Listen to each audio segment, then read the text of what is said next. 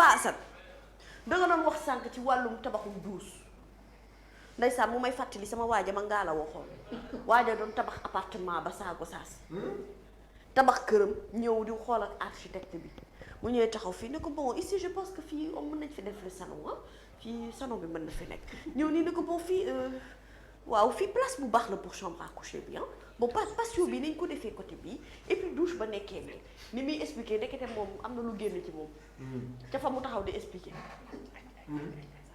comme jot naa génn nag mu ne waa ji bon xam naa comme demee na ni fii ngay mujjee def douche bi benn yoon pour wax la douche dafa am solo ci kër douche dafa capital kenn du ko fowee paasan boo dee wax yenn xeetu dëgg yi dee may consulter ma di la ñambaasal bugguma woon dagg sa élan sànq mais douche lu capital la alerte quotidien oui ñëw na lan loo bëgg a wax lan la du ma la mayaat nga dellu si waat ci wàllu assainissement waaw la nu nattoon waaw ne nangam ci ay toilettes moo war a am ci koñ bi waaw ngeen ñëw tabax seen ay immeuble ndax jël àllu réew mi tabax yokk toilette xajatu fa ndox mi ñëw inondation am li yeey kaa bi soo sax jot bi yaa yeey na la ko expliquer moo tax sa waaji la mu wax bu dee kenn la imaginez bu nekkee 10 waaw douche de dafa capital man daal li ma xam ci dafa douche mooy capital boo demee fenn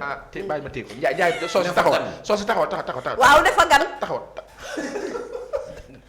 bu demee fenn dafa gan non daf soo se ma nga ko yar non nee na naa noppi naa waaw xam naa noppi jaay naa tere ngeen lu neex douche rek wër na yàlla fa ak cum barke non alerte quotidien ñëw na ci prétention pour la présidence de l'hémicycle man journal bi nee na damay yónnee en direct sama xarit bi mu koy yónnee en direct jarul nga may jël xoolal ma foofu dafa mel ni am na sale pour mami jàllale pub bi jox ma ko yóot ma ko journal bi nee na l'avenir de Yewwi Askan Wi xam nga kañu la ñu koy jouer le 12 septembre prochain fukki fan ak ñaar ci weeru septembre mi ñu jëm mais ci la ñu koy jouer alerte quotidien moo ko wax journal bi nee na itam wax na ci saisie de drogue waa lii bëri na di 125 kilogrammes de drogue par la gendarmerie moom la gendarmerie ne niip tee yaa ngi dégg marchandise bi nag dañu koo nëbboon ci ab ambulance ambulance su sant Moussa Diaw ba la sant bu Colobane Moussa Diaw ba la mooy fa am poto yi jamono bi comme yóbbu waa daan tege foofu la ana ko fin gi yow mais yow lu kéemaane lu doy waar a ngi nii ci biir ambulance moom nes fay dencee ay mbir tamit wuy ma nawaas yàlla allahu akbar ñëw beneen yéene kaay ma xool bés bi le jour ñëw ci premier safar déclaration bu Serigne Mountakha yal na yàlla yàggal taxawaayam introspection la ko journal bi tuddee mu ne ñun ñëpp nag dañu war a remettre at suñu bopp en cause dañu di saytuwaat suñu bopp di xoolaat suñu bopp yal na yàlla guddal sa fan Mbàkke balaay sa ay ca direct news ñëw ci rappel à Dieu bu journaliste formateur Lamine Touré mi yu ko bëgg woon yal na ko yàlla yërëm moom it xale ko aljana yi gën a kawe ñu ne hommage poignant boo xamante ne Mbaye Diouf def na ko ci journal bi nga xamante ne moom mooy direct news xoole yaa ngi doon wax sànq Pedre Ndiaye Abdourahmane Koïta RTS fu mu nekk nii ndeysaan perdre na en moins d'une semaine kenn ci journaliste rajo yi nga xamante ne seen voix macha allah seen liggéey seen xarañte muy Lamine Touré yal na ko yàlla yërëm te xare ko aljana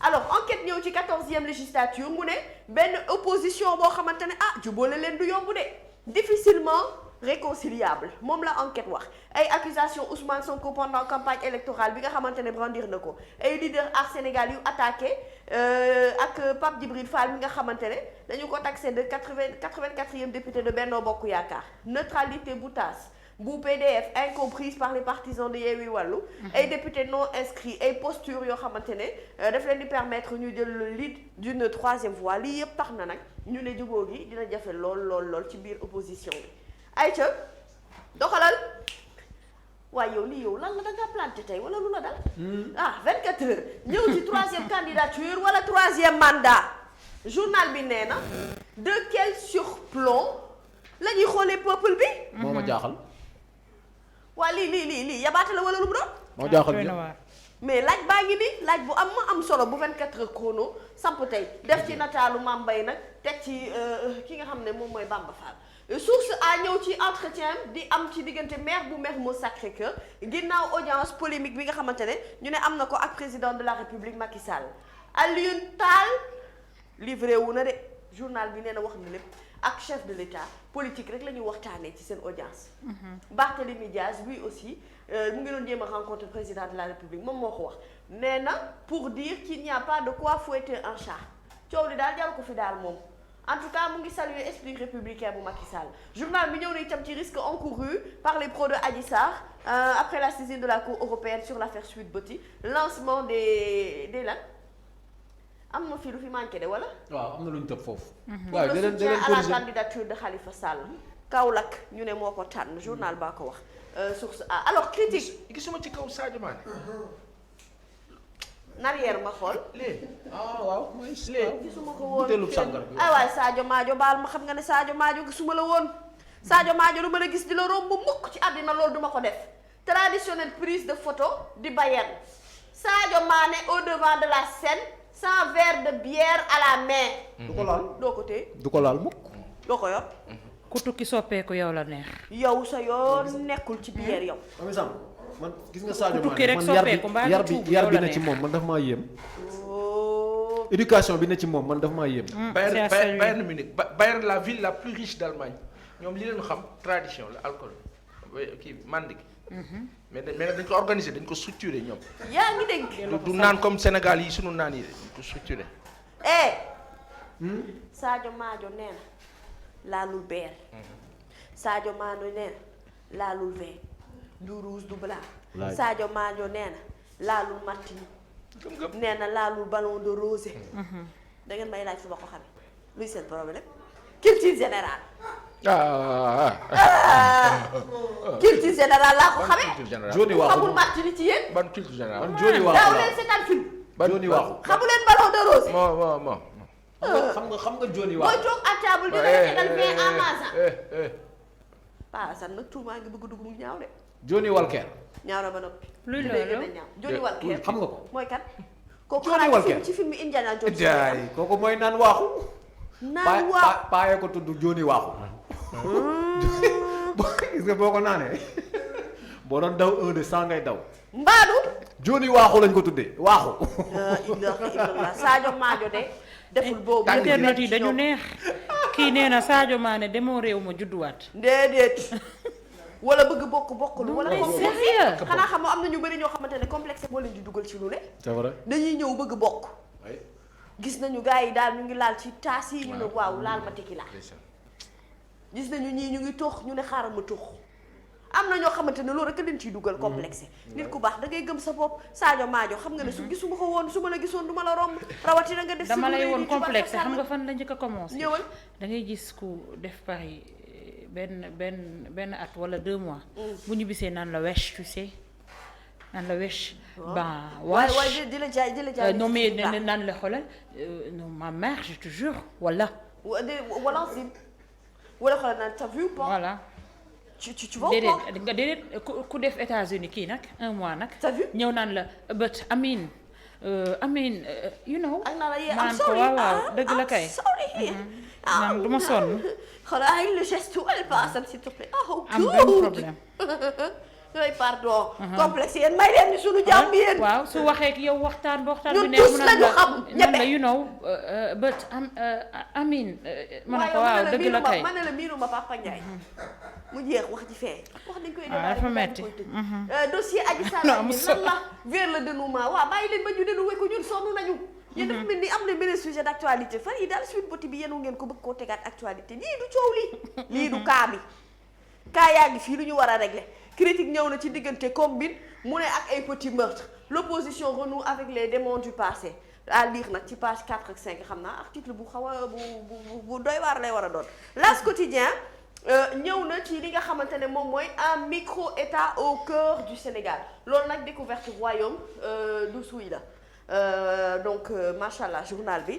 def na ci gëstu gu yaatoo yaatu boo xamante ne mën ngeen ko lire ci L'As quotidien l'évidence ñëw ci chose mondaine wanew bi ak exhibitionnisme bi xalif général nee na Touba dafa gën a corser ay interdit wam li mu daan tere daf ko gën di tere ci pluie diluvienne bi nga xamante ne moo am nag démb ci altine bi. plan Orsec journal bi nee na retour à la case de départ delluwaat nañu ca cappaandaw ga. ok bougé wu ñu dana yoota waaw kay l'observateur ñëw ci restriction des exportations prises par l'Inde mu ne le Sénégal riz jaune du riz reetaan bi de riz RIZ jaune sérieuse menace ci plan national benn stock boo xamante ne 2 à 3 mois mu ngi fi. mais mami. kese après mu jeex. mami. waaw. mami. waaw plan national moom menacé wu na ba pare. ah waaw. mënatunoo def benn jën ci gis jën buñ def ceeb. jën daa cher léegi daa cher. c'est compliqué donc c'est. ay yoon ma sàmbay mbéeri ndaw mbéy du raas mbéy du. mais pourquoi ñuy importer pourquoi duñu defaral suñu bopp fii. barki sëñ Bamba looluy dëgg.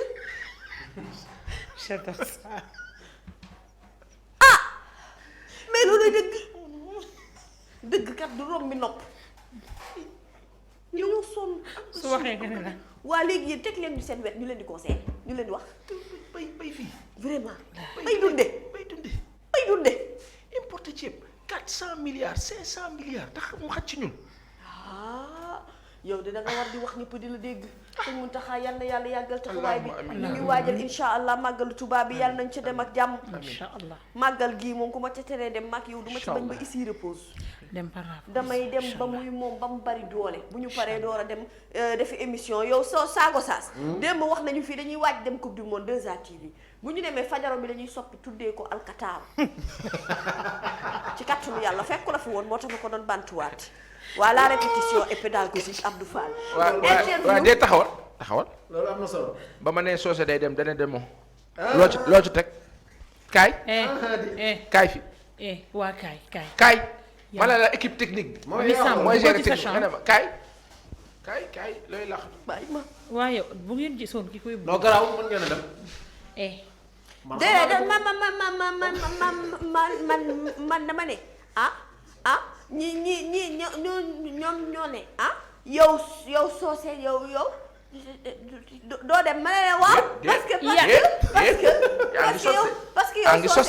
parce que yow soose da nga war a def édition spéciale yi waaw ma ne bu soose demee kan mooy def édition spéciale fii loolu laa wax. non su ma demoon Karim Wade laa njëkk a jël édition spéciale. foo koy jëlee foofa ci alkatar Karim moom dinañu wax ndax day ñëw waa wala déet ma xoolal indi par force. ci alkataaru gi la nga koy def indi wala toog ba faaw rek. waaw wala dafa am émission alkarim ci ñi tamit wax nañu alkarim. toj bu am ci kër gi rek ñu maa ko wax di bàyyi sérieux. soo se réeroo mu ngi am de mami nee na yow doo dem. non waaw de mais soose moom nee na comme moom nee na émission boobu. ñoom ñoo ne dañuy yóbbu oustaz. oustaz moo mujjee ñëw ci kër gi nga xamante dëgg. ñu ne oustaz dañuy yóbbu parce que bu ñu yóbbu oustaz mën nañu gisante foofu ak Karim Wade bu tuddee émission bi alkarimu. waaw léegi nag comme loolu la édition na oustaz toog yow nga dem. gérer alkarimu non grave oustaz mën na dem man bàyyi ma garder kër gi. oustaz su dem ndax bu gisee Karim Wade daf ñu fay abandonné. ngeen jógee rek di wax seen toj bàyyi sama yos. bàyyi leen ma garder kër gi quoi. bàyyi leen ma garder kër gi. déedéet dangay dem. dangay dem saago saas dangay dem. mais ñi dañoo bëgg jaxase. oustaz émission bi dina am solo. xam nañu maag yow ni ñu mel ni ñu ñoo jaxase. oustaz moo mujjee ñëw ci kër gi. waaw oustaz mujjee ñëw. nga ni émission bi muy defee Qatar nu mu tudd.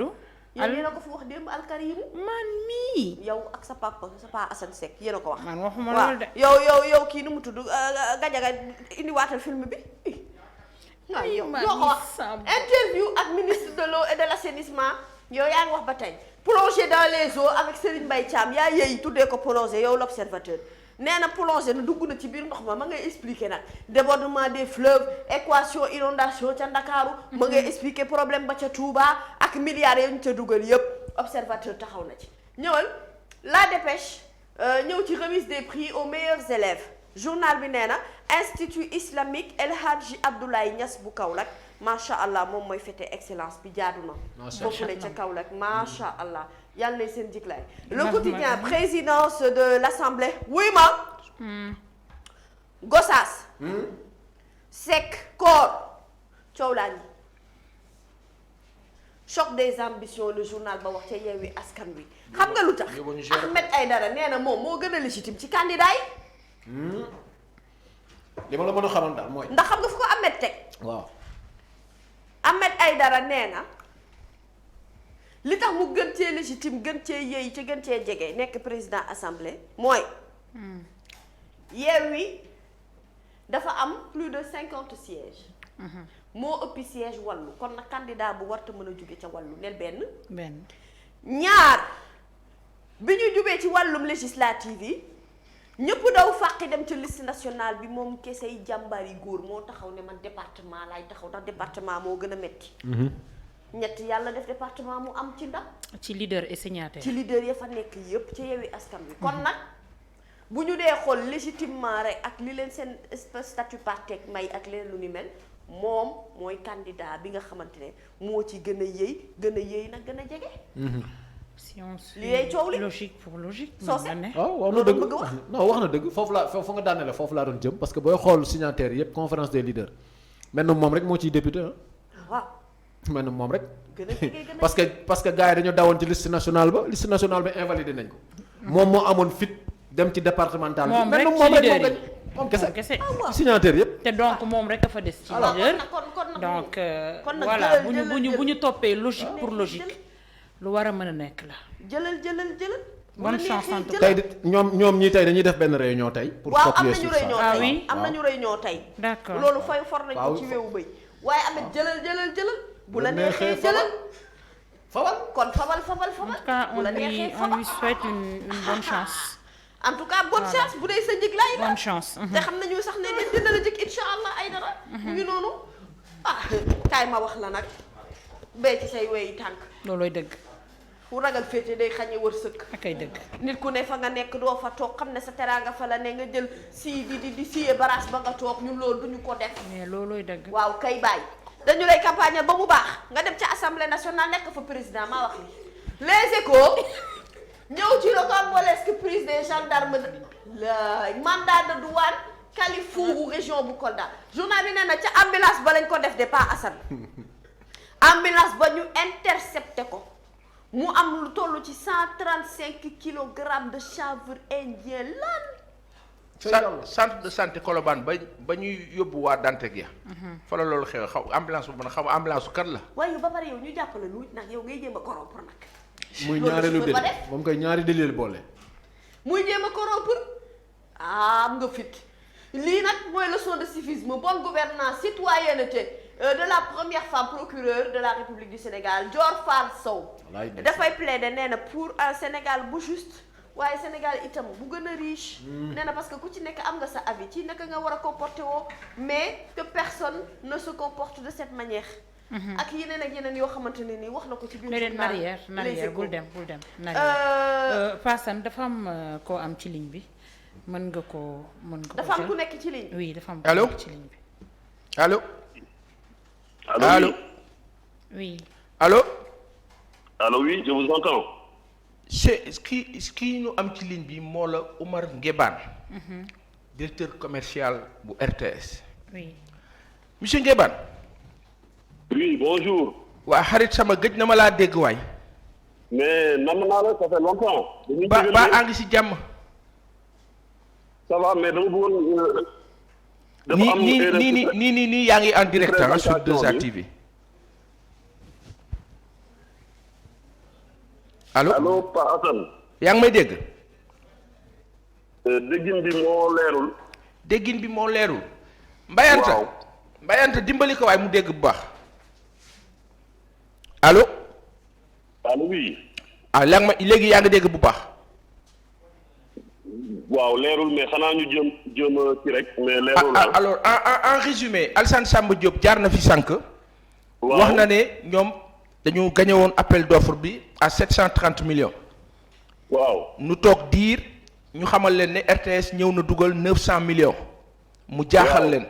lan ngay répliquer ci loolu. sachant que ñoom ñoo gagné woon appel d'offre bi et que vraiment ils étaient sur la bonne voie pour nekk diffuseur. waaw Pa Assane jërëjëf.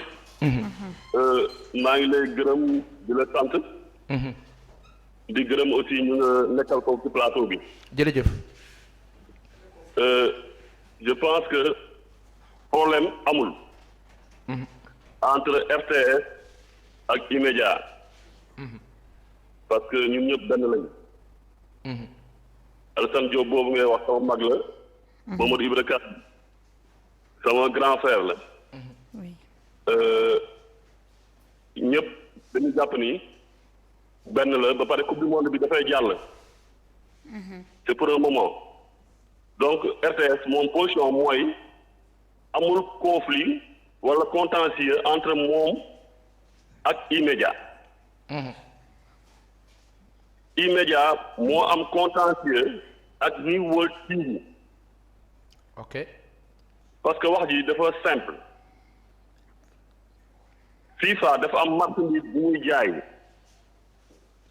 bu tudd droit de diffusion de la coupe du monde Qatar 2022. mu teg ko ci table bi ne ku bëgg marchandise bi ci Sénégal parce que ñoom par pays la ñuy jaay ban télévision moo bëgg a jënd du appel d'offre vente aux enchères la. parce que appel d'offre day am offre technique am offre financière am déploiement public daanaka yooyu yëpp amul ñoom dañu teg marchandise bi table bi ne ku ëpp lu mu joxe ñu jox la droit yi. le plus en donc loolu tubaab vente aux enchères la koy wax. ok loolu bu mu amee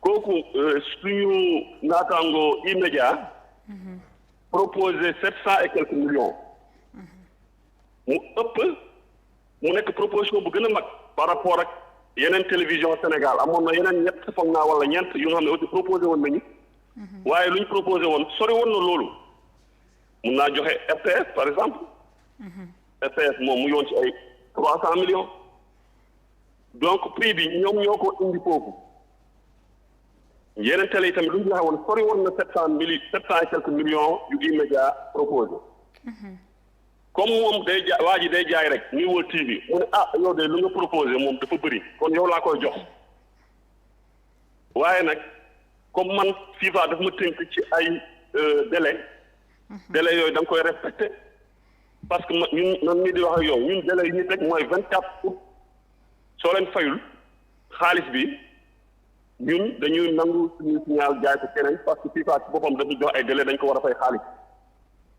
donc ñoom bu ñu joxee E-Media délai je pense que dafa am ay soucis ci paiement bi ci lu ma dégg en tout cas ci avocat E-Media lu mu wax mu ne à 2 reprises relancé nañ leen 2-3 reprises relancé nañ leen mais fay ñu kooku jëlaat marchandise am dem waxtaan ak RTS jubóo ak RTS jaay ko RTS signé délai bu mu jox RTS fay ko avant délai bi je pense que foofu nag su coow jógee E-Media warul wax RTS waaye ku ko jaay marchandise am bi nangu ko jaay ci keneen kooku la war a waxal mais munoo wax RTS yow lu tax nga jënd marchandise bi munoo wax loolu donc ñun RTS dañ jàpp ni ñoom suñuy mbokk lañu suñuy xarit lañu ñu naataangoo lañu amuñu benn problème ak ñoom te duñu mës am benn problème ak ñoom ñoo am problème ak E-Media ñoom ñoo am problème ak New World TV nañu xool ak New World TV nu ñu régler problème bi ñun opération bi bu ñu koy def contrat bi jël nañu ay avocat Sénégal jël nañu ay avocat France ñoom ñooñu gunge ci signature contrat bi démb sax soo leen seetaane Galaxy Sport di ngeen dégg gis suñu avocat français bi mu wax ci lu wér mu wax ci lu leer parce que du caaxaan xaalis bu ñu ci def dafa bëri donc moo tax RTS très tôt daf ko encadré RTS nag këru cosaan la këru askan bi la sénégalais yi ñoo ko moom wax nañu sax affaire financement mais financement bi mais c'est normal RTS l'actionnaire principal le seul actionnaire de la RTS l'unique actionnaire de la RTS c'est l'État du Sénégal mais kooku si jàppalewul RTS kan mooy jàppale RTS loolu aussi il faut ñu xoolaat ko ñun daal en résumé jàppaleen ni amuñu benn problème ak E-Media ku nga xam ni moo ko jaay marchandise nanguwaat marchandise bi jaayaat ko RTS ñun dañuy yaakaar ni kooku la war a wax la. très bien Paasan. Omar je pense que loolu la ñu amoon lu ñu ciy wax. Omar waaw ñu ngi leen di gërëm di leen sant. Omar waaw. dafa am peut-être benn laaj rek comme ça ñu bàyyi la nga dem. mooy est-ce que aussi man li ma jaaxal comment se fait-il que yow nga gis approche su appel d'offre bi approche su vente aux enchères ñoom waa E-Media di wax appel d'offre comment ça se fait que loolu daf ma jaaxal. dégguma question bi bu baax. non dama ne yow da nga wax vente aux enchères. waaw. ñoom ñu wax appel d'offre. waaw. waaw li ma jaaxal mooy E-Media war nañ xam différence vente aux enchères ak appel d'offre.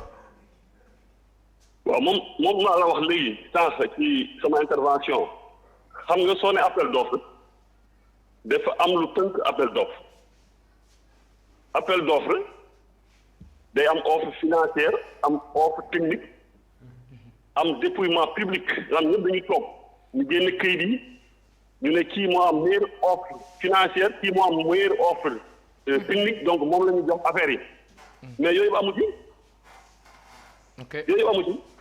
waa Niveau TV ñoom lu leen intéressé rek comme ñoom ay commerçant lañu dañuy jaay di ut xaalis mooy ku ëpp lu mu joxe parce que suñuy xooloon yeneen critère expérience mais RTS mu ngi commencé diffuser direct depuis 1972 Jeux olympiques de Munich c'est le premier direct de la RTS 1972 ça fait 50 ans moo tax ma ne sànq RTS kër cosaan la rajo au niveau de la RTS mu ngi commencé exister ça fait 83 ans donc RTS du caaxaan dafa am expérience ñun coupe du monde ak coupe d'Afrique ñu ngi koy jënd depuis plus de 45 ans am nañ ci expérience xam nañu nu muy doxee amul beneen télé ci Sénégal bu mës a diffuser coupe d'Afrique wala coupe du monde donc ñun dañu xam ci lu ñu nekk je le dis nag avec beaucoup de modestie mais ñoom xooluñu critères yooyu yëpp ñoom critère bu leen intéressé woon rek ñoom waa Niveau TV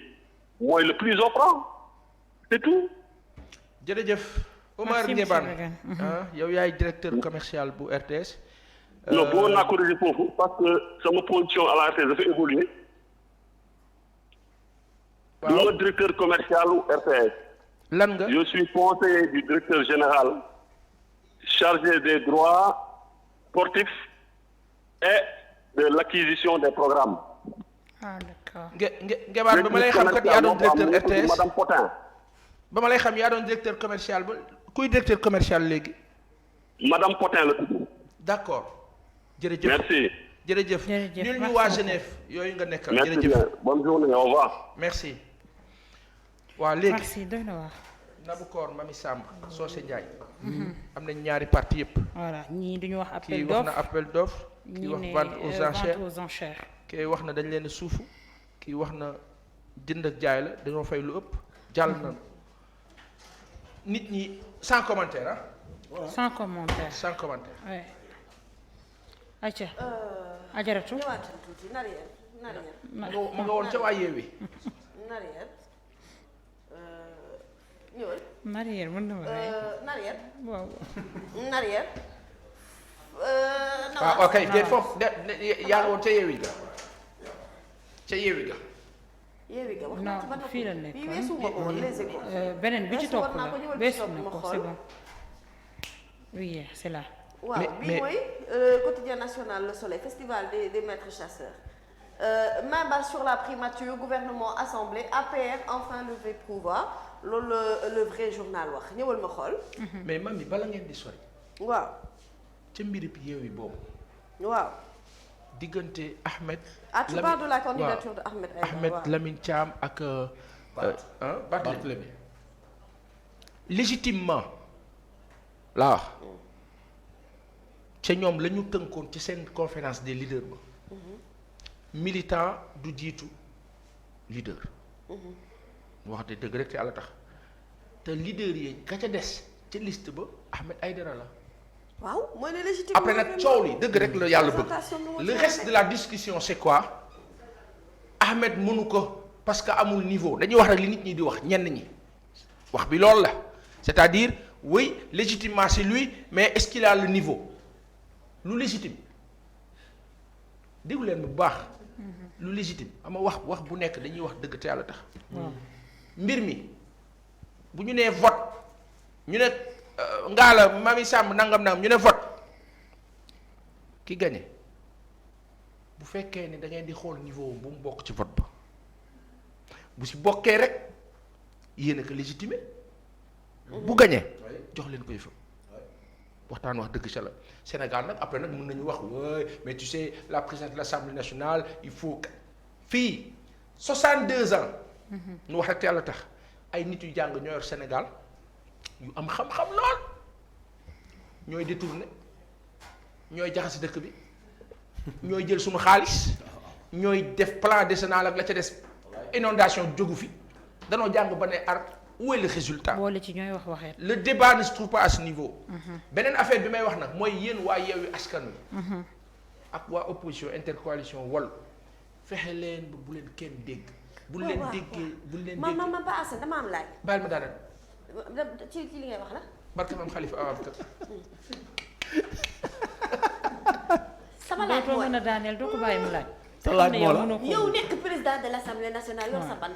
asseyez-vous, taisez-vous, votez, vous le vote écolo loolu ban xam-xam la laaj. taisez-vous.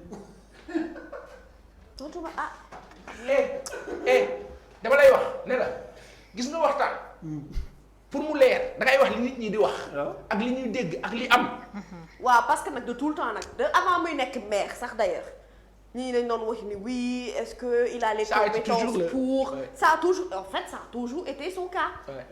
mais nag ku dem nag ba nekk maire ñu ne dina waay nga nekk député dëgg-dëgg mën ngaa nekk président assemblée nationale. léegi nag la chose. Nabou Samb Nabou Cor Mamy Samb la chose ñu seen ciy waxtaan dëgg rek la chose. Yewwi Askan Wi ba ngeen di dajaloo di organiser seen leader conférence des leaders la ci des kenn fekkewul kenn yëgul tinu organiser wu ngeen ba toll fii tey. te kenn déggu leen. lijjanti leen ko seen biir. te bu leen kenn dégg parce que xamul tax bis bu ñaawee ci seen boor moom 2024 moom incha allah la ca des na leen leer ne. sama classe gi ñun daanu am xel ñaar ci parce que dinañ ne ñii kat. non duñ def loolu ñoom dafa ñu sax nag. waaw nañ fexe ba bu leen kenn dégg lijjanti leen ko seen biir la war a nekk. lii yoon kay nañ ko doxal rek parce que ci yoon lañ leen xamee boobu ba tey rek. bu dul loolu rek day compliqué. mën naa cee voilà.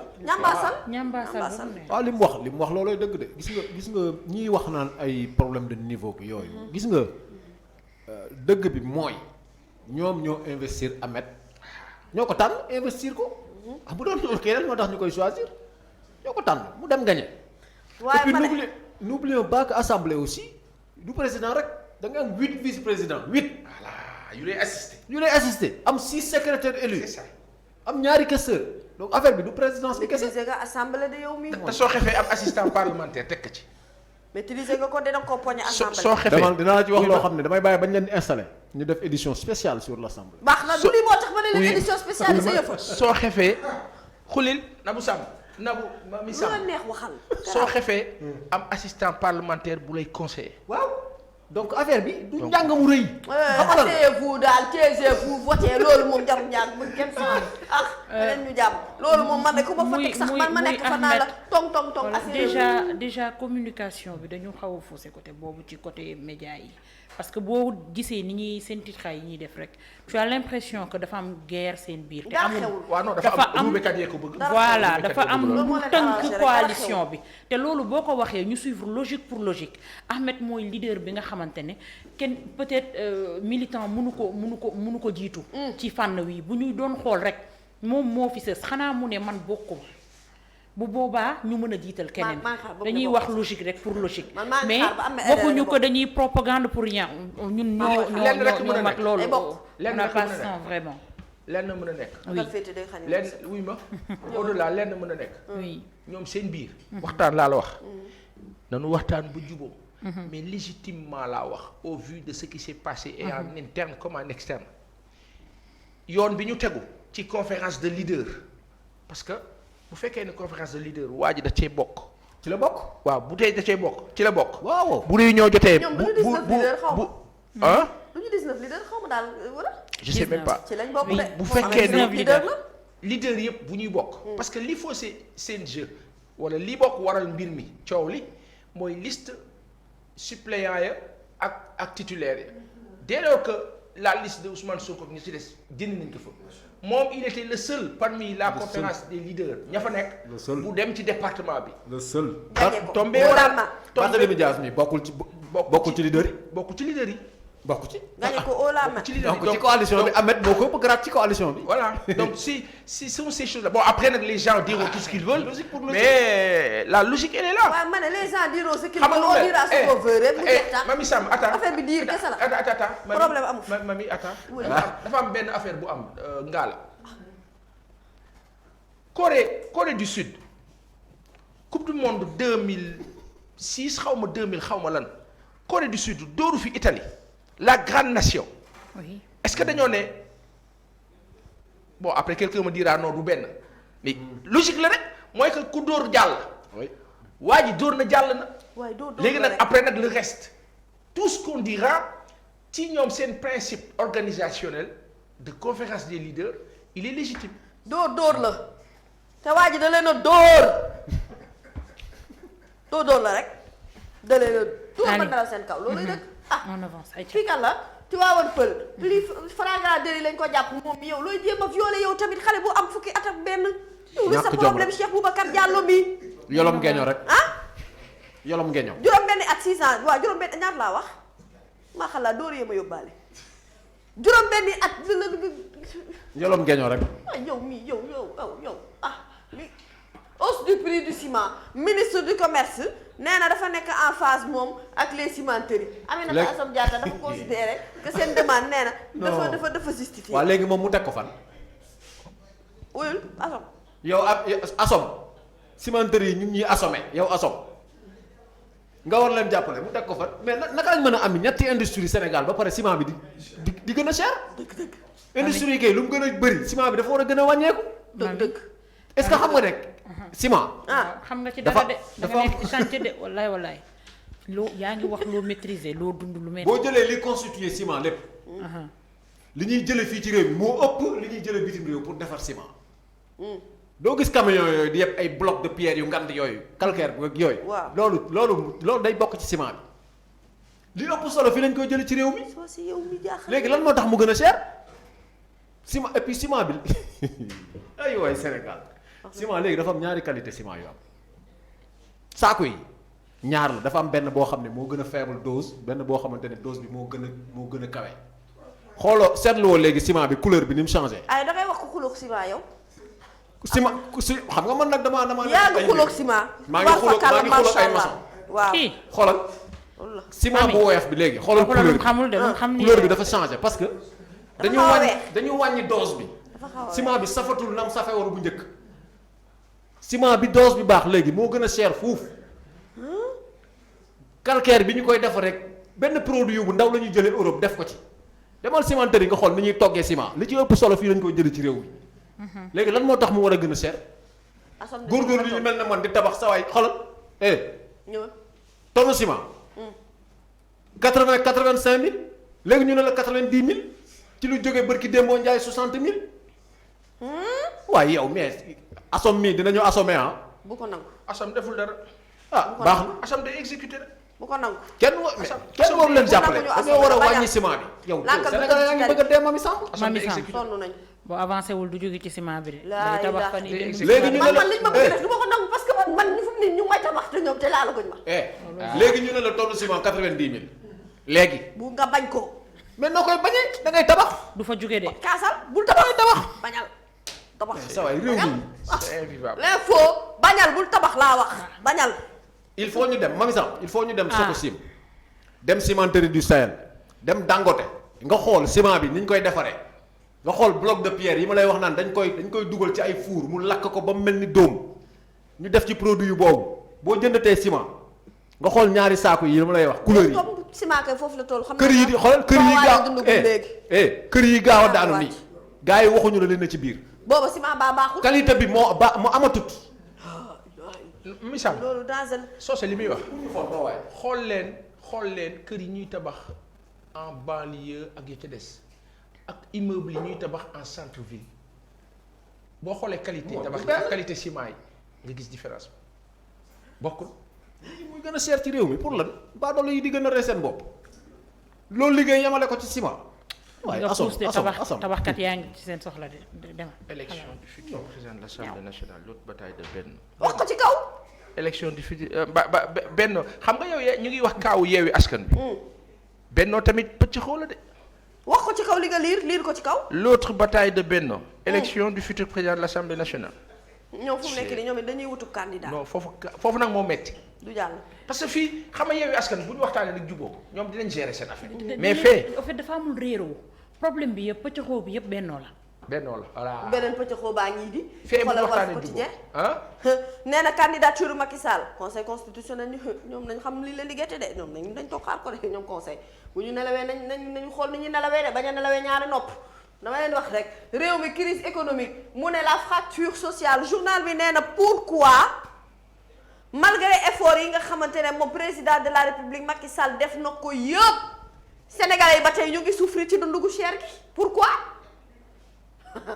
laaj bi nga laaj moo riis yow réew mi. Sud Quotidien ñëw ci fin de quinquennat lii moo la indiloon coow yow ba Assane. mami balaa ngay avancer baal ma rek. waay dellu ci beneen bi s'il te plaît. waaye déedéet nag mais émission bi mi di la jëm nag. di dellu leen rek ma nag tamit li mu doon arrière.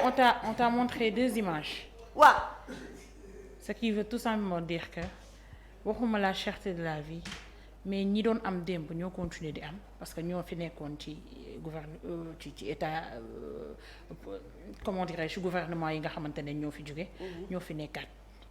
ñi doon enrichir ñooy enrichir. noonu la les riches ñii resteront ñàkk toujours riches les pauvres resteront toujours voilà pauvres. ñiy ñàkk continuer di ñàkk. les riches se fréquentent entre eux les pauvres Voilà. se fréquentent entre eux. Et l'image parle. ku ci nekk yam ci sa secteur. yow bu waaye ban nekk entre deux eaux yow jëwal nii Témoin Quotidien 10 ans après sa perte de pouvoir maître Abdoulaye Wade dañu ne un phénix politique. loolu wallaay dafa évident yàgg na koo nekk. kii moom mu koy nekk ba bu du aujourd'hui kii li mu daj yëpp balaa muy yéeg ca pouvoir ba moom maître Abdoulaye Wade mi nga xam ne dañ koy waaje seeti saago saas yow lañ doon xaar nga ñëw pour ñu jàpp dal dañuy seeti Abdoulaye Wade incha allah. waaw kaddu sëñ Habib Sy ngi nii Tribune Quotidien xëyee na ko tey ci suba sëñ Habib Sy Dabakh mu ngi koy avertir de nee na ko déglul de bu fekkente ne yow président de la république Macky Sall da ngay jéem a présenté waat pour un 3e mandat maa ngi lay conseillé bu ko def de te nga moytu sa entourage yow président de la république moo ko wax si Malick li mu wax tamit leer na nañ premier jour de Safar recommandation yi nga xamante ne Serigne Mountakha Bassirou Mbacké joxe na ko na ko ñëpp bàyyee xel macha allah te jëm ko jëfe ndigal jëfe du noonu ayca ñëwal man tey sama këfin gi yéex na torop comprendre ma lii lan la vraiment mais avance Vox Populi ñëw na ci màggal de Touba Serigne Mountakha Mbacké mi dafa fixé conduite bi nga xamante ne moom la ñu war a tenir appel retentissant wu xalif bi soosé bàyyi ci xel de ca résident ya ak ca pèlerin yi nee na il n'y a que Serigne Touba kese moo ñu fi dajale wax na dëgg Xaadimu Rasuul kese da ko wax dëgg dama ko bëgg ndax nitu dëgg la macha allah te li muy wax da koy wax mu leer nee na résident wu Touba yi nañu fexe ba nañu doyloo Serigne Touba ci lépp lu ñuy yëngu ñi nga xam ne dëkkuñu Touba itam di ñëw si nañu xam ne Serigne Touba moo leen indi yaa ngi dégg bu ñu fa defee leneen wala ñuy wër leneen ak yoo xamante ne mbiri àdduna la nee na ñoom ñooy ñàkk de nee na ndax ce ne sera que honte et malédiction pour eux kon nag ndigal dëgg de ku ne nag xam màggal Touba la ñu fa yóbbu jaamu yàlla ñëw ci li nga xamante ne macha allah mooy Serigne Touba Khadimou Rassoul def na ko yëpp liggéey ko ci tarixa bi Touba fakal ba yàlla fay ko mbooloo mii tey le réveil quotidien inondation hausse du loyer et des prix des denrées mu ne les sénégalais abandonnés par le Macky billaay wallaay yow xanaa da ngaa bees journal bu bees la Khalil Diémé dalal ak jàmm ñaata ngay jar ñaar fukk ay da ngay jar yow dalal ak jàmm yow da ngay carrière maa la wax ni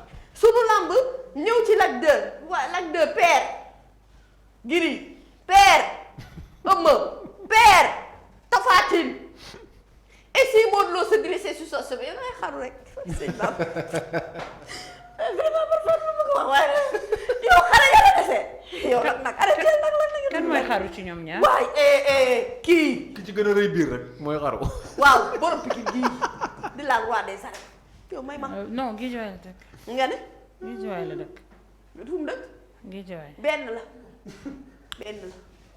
Guédiawaye ak Pikine bokkataan la ak përk la rek ñoo bokk benn baraa leen boole benn la ay nekk waaye suñu jàmm waaw waaye record ñëw fii ci Angleterre Southampton Chelsea à 18h match bi la man de du ma ko seetaanandoo Pa Assane buy seetaan match comme kuy karaté.